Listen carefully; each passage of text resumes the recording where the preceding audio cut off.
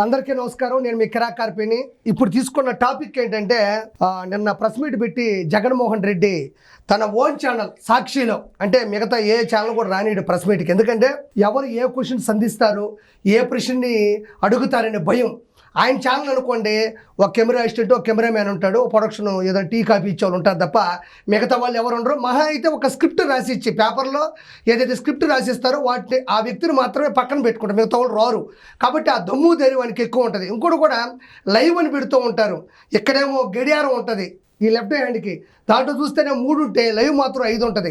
అంటే దాన్ని పర్ఫెక్ట్గా ఎడిటింగ్ చేసుకొని ఏదన్నా ఏదో అంకెలు గాను సంఖ్యలు గాను పొరపాటున ఏదైనా బూతులు వస్తేనో అబద్ధాలు ఆడితేనో ఏదో ఒకటి ఆడేదన్నీ అబద్ధాలే, కానీ ఇంకేదన్నా పొరపాటున ఎక్కువ స్థాయిలో అబద్ధాలు వచ్చి వీటన్నిటిని ఎడిటింగ్ చేయించుకొని ఎడిటర్ల దగ్గర దాన్ని లైవ్ అని పెట్టి ఆయన ఏదో గొప్పగా మాట్లాడినట్టు, ఆయనకేదో తెలివితేటలు ఉన్నట్టు, ఆ ఏదో స్క్రిప్టు సంబంధించిందే కాదు నాకు నాలెడ్జ్ ఉన్నట్టు కూడా యాక్టింగ్ చేస్తుంటాడు. కొర్రా రవీందర్ రెడ్డి అనే ఒక దొంగని, బూతులు మాట్లాడేవాడిని, సభ్య సమాజం తలదించుకునే ఒక వెధవని కూడా ఈ మధ్యకాలంలో ఏపీ పోలీసులు కూడా డీజీపీ గారి ఆధ్వర్యంలో కూడా ఆయన్ని పట్టుకోవడం జరిగింది.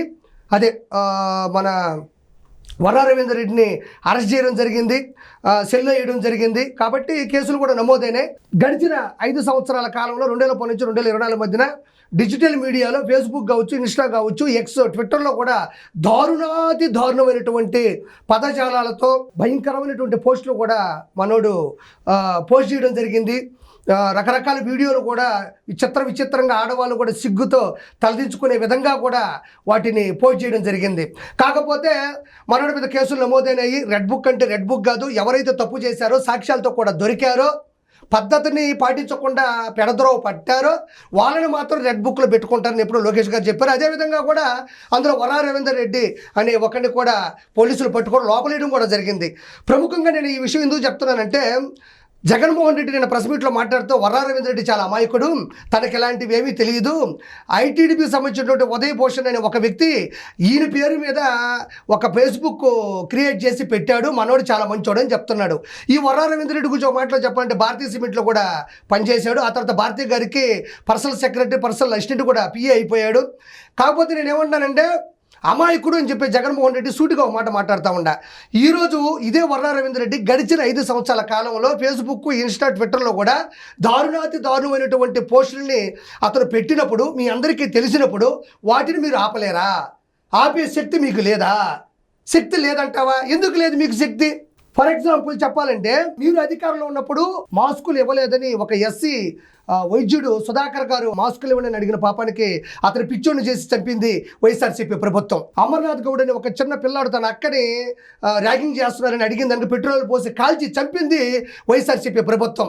ఎమ్మెల్సీ అనంతబాబు తన డ్రైవర్ని, ఎస్సీ డ్రైవర్ని చంపి డోర్ డెలివరీ చేసింది వైఎస్ఆర్సీపీ ప్రభుత్వం.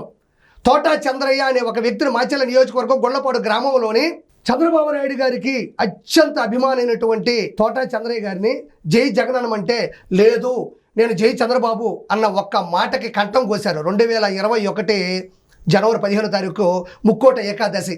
అందరితో పాటు పిల్ల పాపలతో అష్టైశ్వర్యాలతో సుఖ సంతోషాలతో చేసే ఒక మంచి పండగ రోజు తోటా చంద్రయ్య గారిని కంఠం కోసింది వైఎస్ఆర్సీపీ ప్రభుత్వం. అదేవిధంగా వైఎస్ఆర్సీపీ ప్రభుత్వంలో తిరుమల తిరుపతి దేవస్థానాన్ని ప్రపంచ ప్రఖ్యాతంగా 4 దిక్కుల నుంచి కోట్లాది మంది వచ్చే భక్తుల చూస్తుండగా కూడా టీటీడీని సర్వనాశనం చేసింది కూడా ఒక వైఎస్ఆర్సీపీ ప్రభుత్వం. అంటే చంపారు, కంఠం కోశారు, దేవుణ్ణి నాశనం చేశారు. అంటే కేవలం వైఎస్ఆర్సీపీ 5 సంవత్సరాలు అధికారంతో, అహంకారంతో ఇన్ని పనులు చేసినప్పుడు వర్రా రవీందర్ రెడ్డి అనే వ్యక్తి యొక్క అకౌంట్ని ఏరే వాళ్ళు క్రియేట్ చేసి స్వయాన నీ కన్న తల్లిని, సొంత చెల్లిని విపరీతమైన బూతులు పోస్టులు చేస్తే, అరే మన అమ్మని అండవేంటి, మన చెల్లిని అండవేంటి, అది కూడా మనకు సంబంధించిన వ్యక్తి యొక్క ఫేస్బుక్ ఐడిని క్రియేట్ చేశారే అని ఇన్ని చేసిన వ్యక్తివి, కంఠాలు కోసిన వాడివి, పెట్రోల్ పోసి కాల్ చేసిన వాడివి. అంటే నీ ప్రభుత్వాన్ని నువ్వైనా 2 ఒకటి, నీ తెలియకుండా ఏది జరగదు.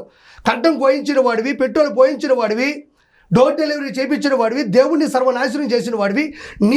నీకు సంబంధించినటువంటి మీ వైఫ్ భారతీ రెడ్డి సంబంధించినటువంటి పిఏకి సంబంధించినటువంటి ఒక ఐడిని ఏరే వాళ్ళు క్రియేట్ చేసి సొంత చెల్లిని, కన్న తల్లిని తిడతా ఉంటే అది నీకు తెలుసు కూడా దాన్ని నువ్వు ఆపలేకపోయావు అంటే ఎవరు పిచ్చోళ్ళు ఇక్కడ? ఎవరికి చెప్తావు ఈ జోకులు, ఈ జోకులు మేము వేసేసి వచ్చినాం, చాలా జోకులు వేసాం మేము జబర్దస్త్లో. కొత్తగా జోకులు చెప్పబాక.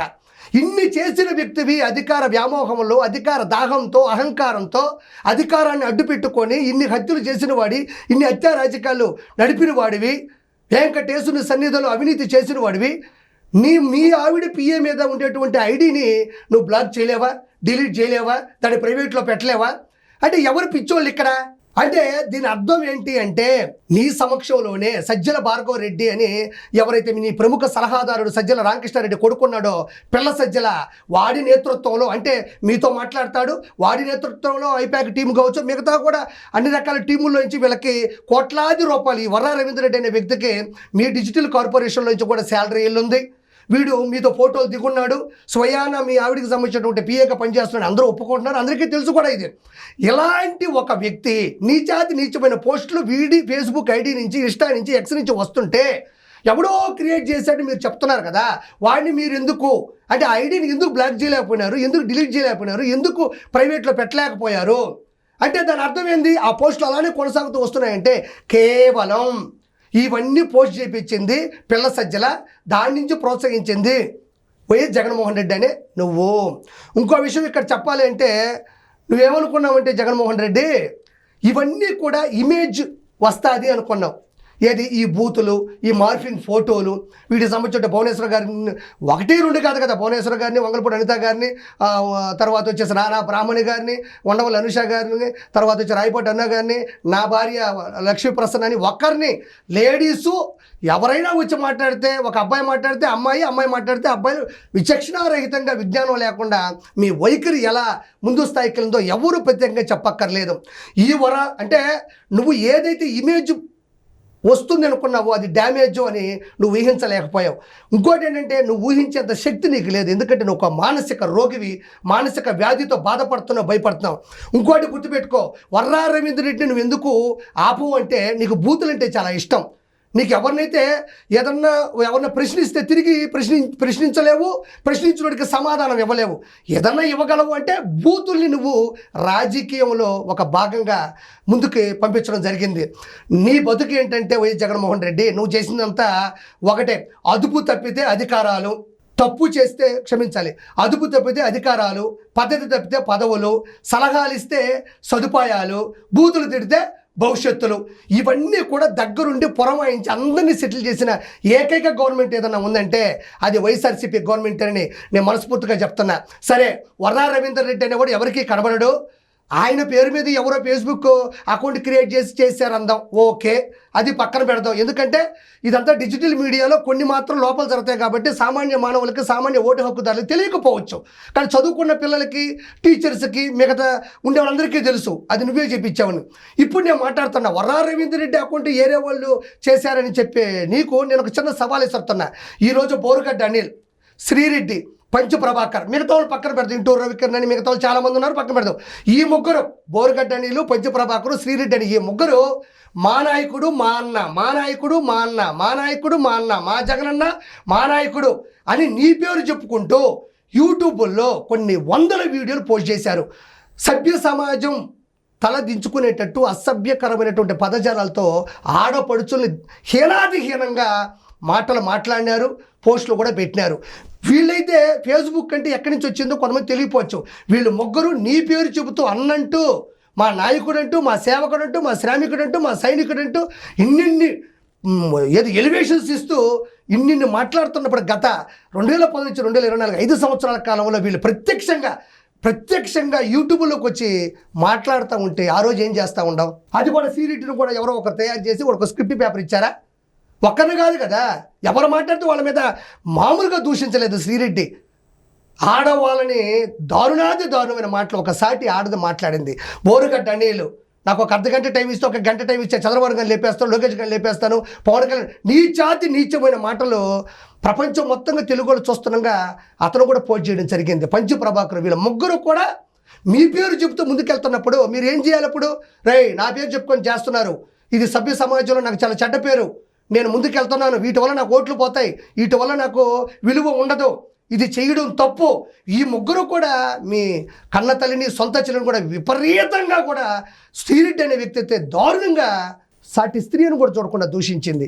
ఆ రోజు ఈ మూడు నువ్వు చూసుంటావుగా. నీ భార్య కూడా ఒక మహిళే కదా. సొంత చెల్లిని కన్న తల్లిని మాట్లాడుతూ ఉంటే ఏమాత్రం కూడా పట్టించుకోకుండా వీళ్ళ ముగ్గురు మీద మీరు ఆ రోజు ఇన్ని హత్యలు, ఇన్ని పెట్రోల్ కేసులు, ఇన్ని చేసిన నువ్వు వీళ్ళ ముగ్గురిని ఆపలేకపోయావా? నీ చేతుల్లో లేదా?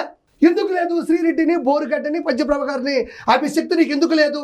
నటి కాదంబరి జత్వాని ఎక్కడో ముంబైలో తన ఫ్లాట్లో ఉంటే ఇక్కడి నుంచి ముగ్గురు ఐపీఎస్లను పంపించి కేవలం ఆ అమ్మాయి చెప్పిన మాట వినలేదు అని చెప్పి ఎవడో కోన్కిస్క గొట్టంగాడు చెప్పిన మాట విని ఆ అమ్మాయిని తన నివాసంలో ఉంటే నిర్దాక్షిణ్యంగా మన రాష్ట్రం కాకపోయినా వెనక ముందు చూసుకోకుండా, సానుభూతి కూడా లేకుండా, చిన్నపాటి గౌరవం కూడా మహిళని చూసుకోకుండా అక్కడికి వెళ్ళి కుక్కల విద్యాసాగర్ చెప్పిన ఒక డెకాయిట్ మాటతో జత్వానిని తీసుకొని వచ్చి ఇక్కడ లోపలేసి నెల రోజులు చట్టానికి విరుద్ధంగా ఎంత దారుణంగా హింసించారంటే వాళ్ళ తల్లిదండ్రులు కూడా బాగా చదువుకున్న కుటుంబం అది, ఎవరు చదువుకుపోయిన కుటుంబం. ఒక అమ్మాయి ముంబై ఇక్కడి నుంచి ముగ్గురు ఐపీఎస్లు టికెట్లు వేసి తీసుకొని వచ్చి ఇబ్బంది పెట్టారు కదా. మరి అక్కడ ఉన్న అమ్మాయిని ఇక్కడ తీసుకొని ఇబ్బంది పెట్టంగా తెలియదు నీకు? సోషల్ మీడియాలో ఒక ముగ్గురు దారుణంగా ప్రత్యక్షంగా యూట్యూబ్లో మాట్లాడుతూ ఉంటే ఎందుకు ఆపలేకపోయాం? ఎందుకంటే ప్రేరేపించింది, వాళ్ళని ఉత్తేజితం చేసింది, వాళ్ళని ఉద్వేగం నింపింది వైఎస్ జగన్మోహన్ రెడ్డి పార్టీలో ఉండేటువంటి చాలామంది. వీటన్నిటికీ కూడా ఆజ్యం పోసింది వైఎస్ జగన్మోహన్ రెడ్డి. వాళ్ళ ముగ్గురేనా? కొడాలని, వల్లభనేని వంశీ, అంబటి రాంబాబు, వీళ్ళైతే చట్టసభల్లో మాట్లాడినారు. ఏదైతే ఎమ్మెల్యేగా గెలిచిన తర్వాత మెంబర్ ఆఫ్ లెజిస్లేటివ్ అసెంబ్లీ ఏదైతే చట్టసభ ఉంటుందో, అసెంబ్లీకి వెళ్ళిన తర్వాత కూడా బడ్జెట్ సమావేశాలు లేకపోతే ఇంకోటో ప్రశ్నించాలో లేకపోతే ఎదిరించాలో లేకపోతే గల విప్పాల్సినటువంటి చట్టసభలో కూడా దారుణమైన మాటలు ప్రజలు ప్రత్యక్ష ప్రసారంలో చూస్తున్నాగా కూడా ఎంత దారుణాలు మాట్లాడాడో ప్రజలకు తెలియదా?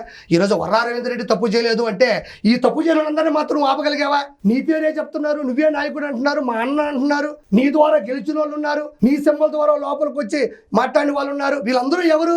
కాబట్టి జగన్మోహన్ రెడ్డి, నువ్వు చేసిన తప్పు ప్రజలు కాదు, దేవుడు కాదు, ఈ ప్రకృతి కూడా క్షమించరానిది. మనిషిగా పుట్టావు కానీ మనిషికి ఉన్నటువంటి విలువలు కానీ మానవత్వనీయమైనటువంటి విశ్వాసం కానీ నీకు ఎప్పుడూ లేదు. కాబట్టి జనాలు పిచ్చోడు కాదు. మొన్న ఇలాంటి మాటలు మాట్లాడడం వల్లే 11 వచ్చినాయి. ఈసారికి ఎన్ని వస్తాయనేది నువ్వే నిర్ణయించుకో.